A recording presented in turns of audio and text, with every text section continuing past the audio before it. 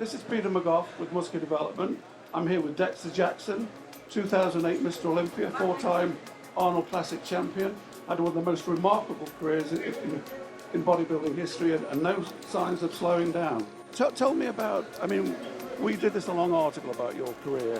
I mean, you've remained injury-free, you've got better and better. There was a slight blip 2 or 3 years ago where for you, you know, you were always top 6, but you weren't top 2.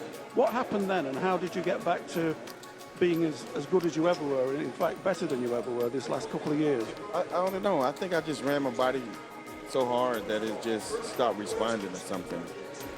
And then I started working with George, and we did some off-season work, detoxes and all this kind of stuff. And the very next year we were back in the mix.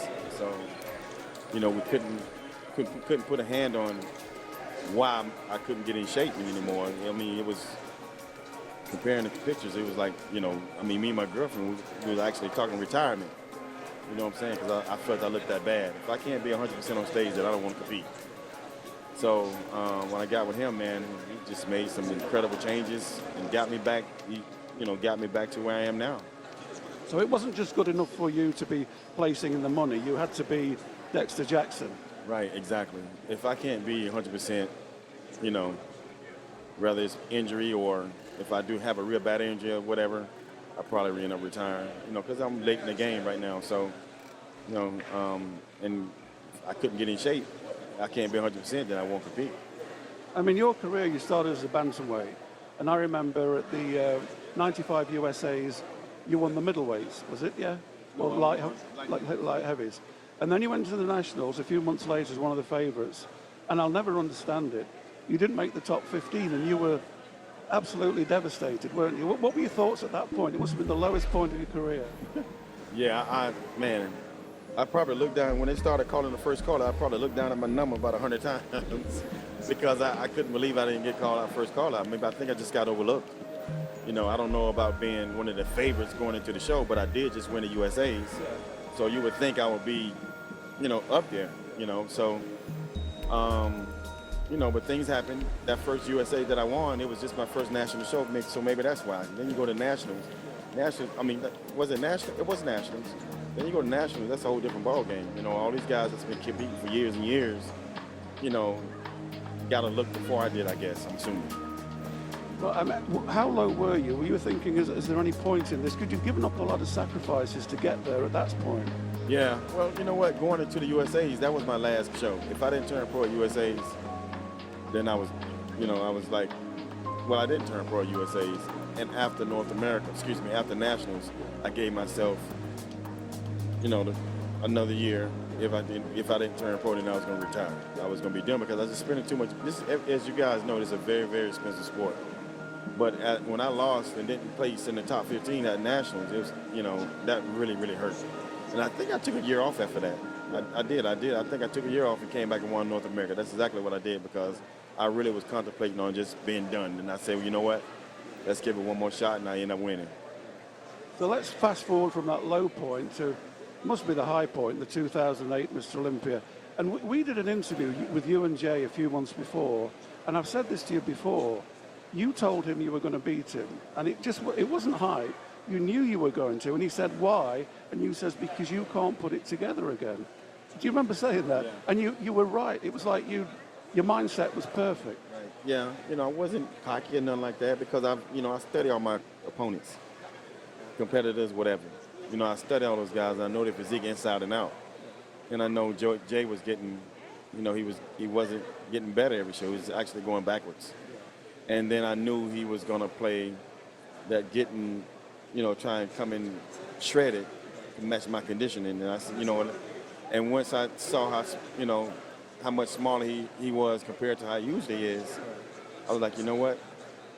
I can win this show. You know what I'm saying? So, and that's why I told him, I said, look, you know, I knew I was going to beat him. I wasn't being cocky or nothing, but I just knew because he was going, you know, backwards that he wasn't going to be able to match me. He's going to try and come in the same size, you know, not same size, but the same condition as me, and that was going to make him a little bit smarter than he normally is. So you're standing on stage at the 2008 Olympia. There's just you and Jay standing there. What was in your mind? We know the old cliche, the champion's always got one hand on the trophy. Tell me what was going through your brain at that point, waiting for the decision. Oh man, I actually thought he was going to win. To be honest with you, I didn't think I was going to win. You know, it's Jay Cutler. You know. Well, do you remember before the finals, I took you into a private dressing room and told you we were going to win? You probably don't remember. I've been told I was going to do a lot of stuff, and I end up it's not happening. It didn't happen. So, you know, I just, you know, until I hear my name actually called, you know, I just have doubt. So, but when my name was actually called, it was like a boulder lifted off my shoulders because all the dreams and all the, you know, the stuff that I've, you know, dreamt about becoming Mr. Olympia and all this stuff and looking in the magazines and admiring all these guys, all that came back to me at once. You know, it's hit me hard, and I just dropped to the ground and, you know, pulled a Ronnie Coleman and started crying. You must have visualized winning it before. Did you think you'd have that reaction of being overcome? I never visualized winning the Olympia because I've always thought it was a big man sport. You know what I'm saying? So, now Arnold's a different story. You know, it's all about physique, I think, and conditioning. So, you know, I've won that 3 times going into the, or 2 times going into the Olympia, or 3 times because I just won that year. And so, you know, I always knew I could win the Arnold, but I never thought I could win the Olympia because of all the mass guys that's won the competition. So what does it mean to you to be, you know, there's only been 13 Mr. Olympias. You're always Mr. Olympia, even if you're not the current Mr. You're always Mr. Olympia. That's. Tell me about the aura of that title as it pertains to your name. Like I say, man, that's like something. It's like a dream come true. You know, I never thought I could win for just put yourself in your shoes and say, well, imagine something that you wish that you can do that you thought was very far-fetched and you think you could never do and you end up doing. So of course it's going to be mind-boggling, and it was, to this day I still have hard work, you know, it's hard to find the words to put together to understand, you know, to let you know exactly how I feel being a champion, being Mr. Olympia, winning the title and all that good stuff, man. It's just a dream, you know, and I'm very blessed to be able to do it. So life today, are you still alternating between California and Florida? Yes, I still alternate between LA and Florida. I'm in Florida at this moment. This is my home.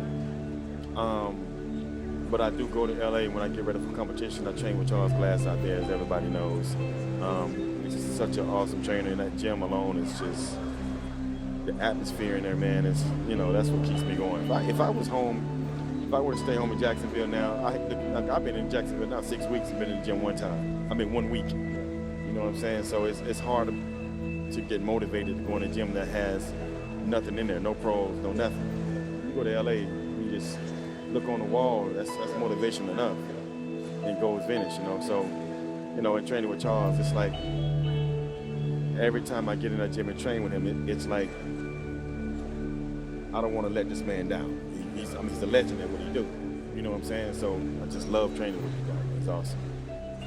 We looked at your record recently, and you know, you're the longest serving pro who's been at the top. You know, still getting top 4, top 6 at the Olympia. Looking back on your career, how do you sum it up, and how would you? Do you owe a debt to bodybuilding that you found this and it found you and it was a perfect match? Just you and bodybuilding, explain it. Well, I was in the gym one day and you know, well, let's go back even before that. My brother went to boot camp. You know, he was smaller than me.